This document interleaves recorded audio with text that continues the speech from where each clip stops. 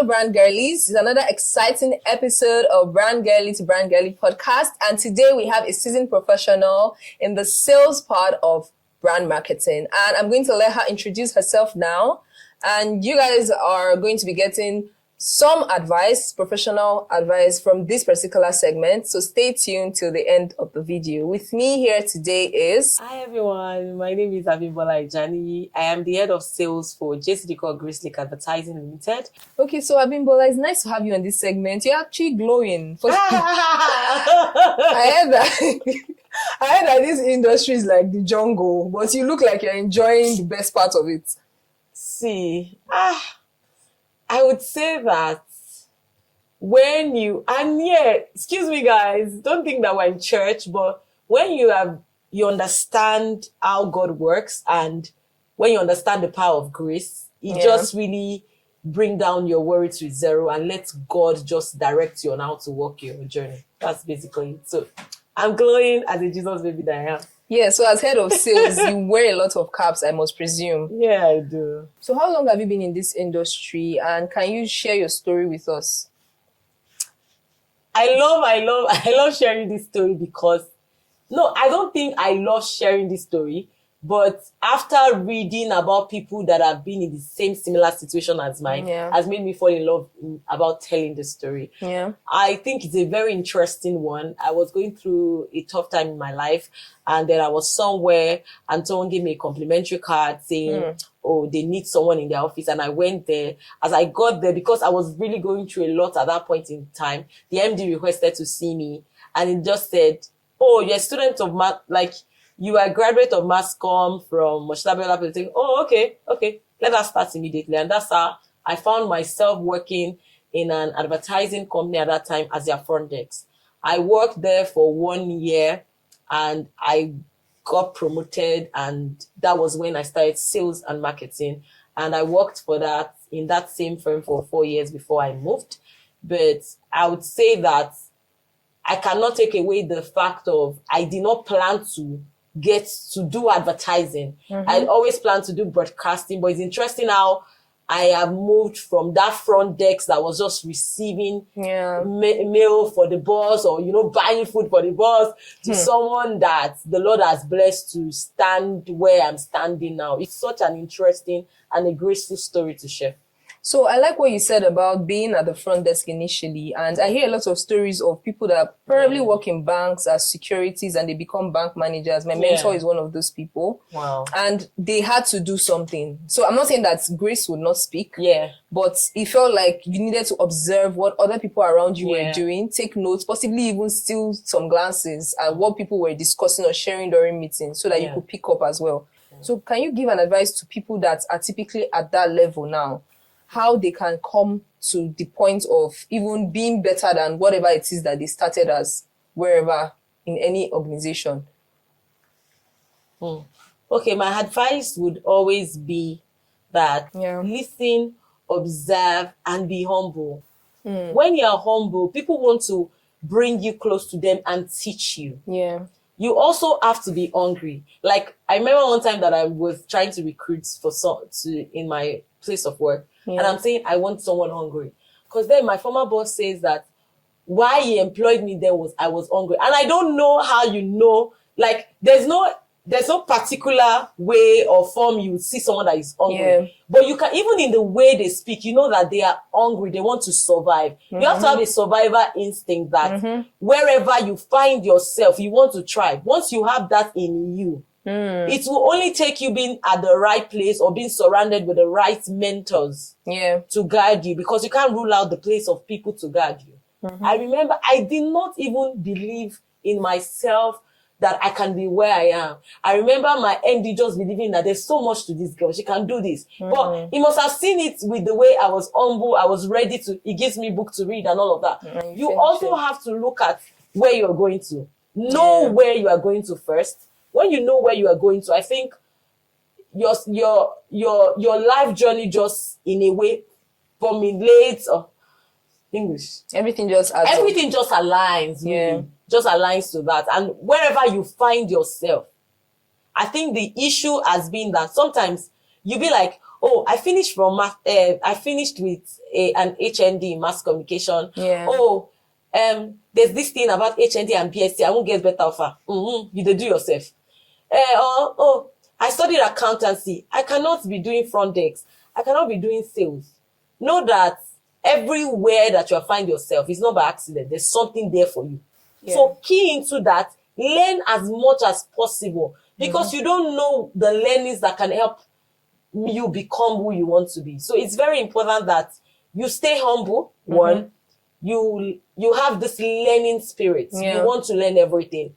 And you also listen and, just listen and learn. Listen and learn. Yeah. So, by virtue of why we're here, which is the brand girl to brand girl thing, when you were talking about people having a plan as to where they are going, I feel a lot of people are very docile in workplaces, and pardon my English, they are just fine with earning money, going home. I hear a lot of people say just collect your salary and go home. I understand the emotional intelligent part of it, where you don't have to get close to everybody. Just get your salary and go. But I don't understand the part where you just want to fit into the crowd. So as a brand girl now, how do you think people can embody a character or be a brand in their company? Because for me, I would just say that when I work somewhere and people see that, oh, this person is not like every other person. So there are people that are reactive. There are people that are proactive. Not that being an introvert is a bad thing, but when you get to a workplace, you need to balance it. You can't always just sit back and wait for people to say, oh, speak up in this meeting or come forward or do this. How are you able to, are there skills or are there things that people should embody to even portray as a brand in a company? And they say, be like Kim or be like Bimbo. I think be like Bimbo is a thing.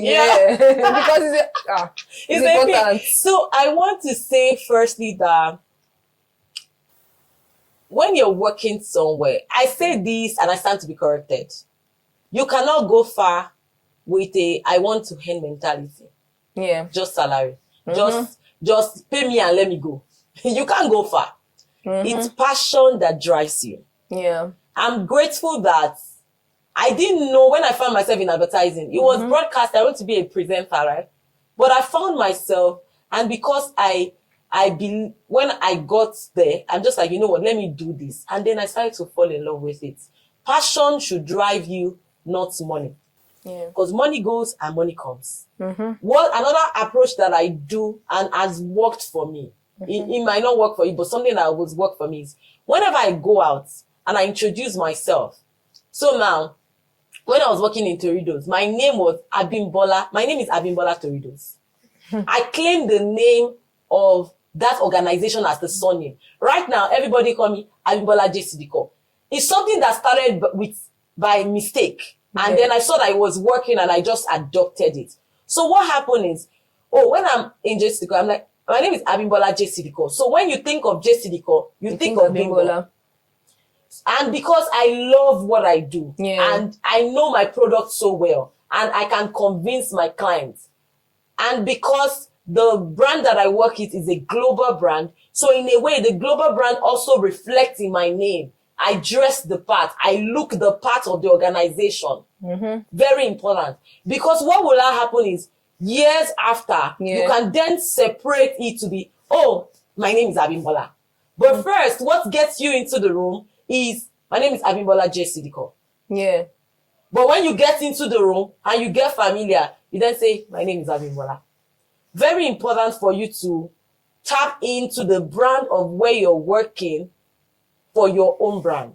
It's good for a good positioning. You don't have to start the work from level 1. You can start, if your company is already at level 5, you can start your branding from level 5, because what you have done is that you have positioned yourself as the brand where you're working. So they can't separate you. They can't separate you. And if your brand is known for quality premium, it means that because you're trying to work on your personal brand, you also have to look the part of premium and quality. So that when people come to you, they come, whatever you are doing aside from when you leave that brand, that's image that is, that embody, that value that you give, that brand gives, also becomes the value that you are bringing. So you have to speak the brand, become the brand. Whatever place where you're working at, you yourself has to become the brand. Yeah. When you own the brand, you're unstoppable. Yes, now I've had situations where people are like, I didn't even hear about your company until you started working there, because Yeah, it's when you it start happens. posting It and happens talking a lot. about a company, that's when Yeah. their name now becomes a household brand, Yeah. right? So I feel like a lot of people just don't understand that power in branding. Yeah. But as someone that works with a global brand, I would just finally would like to know, how do you keep up with industry trends? Like, how are you able to stay ahead of your peers, like people that work with you? Because there's a reason why a customer would possibly trust you more than any other person. So I'm not saying that it's a competitive industry, even though I know that it's very competitive. It is actually. It's very, it's a very crazy. competitive So how do you industry. stay ahead? I will not own that.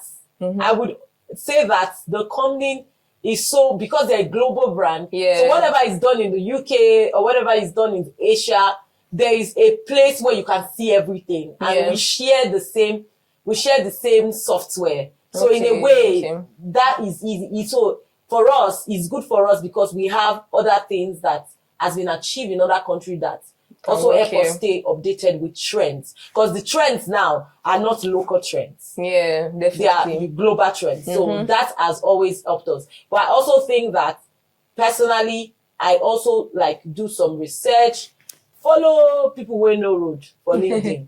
Don't go and follow your level. Follow people who know road. Yeah. And also have good mentors that love to read and share you things that, oh, see this thing and all of that. It also comes with your position. When they see that you position yourself like you want to learn, people will send you materials. Yeah. But if you position yourself like, just leave me where I am, that's where they will leave you. Yeah. Honestly. So I think you didn't answer the final question, because I wanted to say that in closing, what would you say to young executives out there that are just coming up? Because they are focused on the stress and how the agency life might not suit them, right? But what would you say they should rather take their mind and focus on, as opposed to thinking of the workload, the low pay, the low salary? I know you mentioned passion earlier, but are there skills, are there things that they need to learn, courses or anything that could help at all? I think that if you're in an industry, you should already be familiar with, courses that that are affiliated to. Don't just go and get courses that are not affiliated to the industry. Get industry affiliated courses. Just keep learning and try as much as possible to do global courses, like international courses. So it's not just local. Local is good, but if your goal is global, don't do local. Save money and do international things. International accredited organization that do all these things. You can work on that. See, career is investments. You have to be very intentional about how you want to invest it. It also involves the people that are your peers, the people that you roll with. Do you guys have does passion drives you? If passion drives you, you guys would already in a way say, babe, it was like when I wanted to do my BMA. Yeah. I sent to 5 of my friends. I'm sure I sent to you. Let's go and do BMA. So because I'm like, that's the next thing for us. Let's go and do it. So you have to have the circles of friends that you guys, your goals are a bit similar, so that they help you stay updated. This is the new training thing that we can do and all that. You can't go further alone. You have to go with people. But please note, go with people that you have same goal or similar goal, or people that even have goals that scares you, so that it will push you further. Yeah. So it's more of collaboration and not collaboration competition. And partnership, very key. You cannot separate it. We'll take that to the bank. Thank you so much, Abimbola. Thank you for having me. So it's been a very nice session, and we look forward to having you on our panel session, right? So thanks, guys, for watching. Yeah, so if you stayed till the end, please like, subscribe, leave a comment, and also let us know if you have questions that you like any of our speakers to answer in the next sessions. Thank you very much. Bye.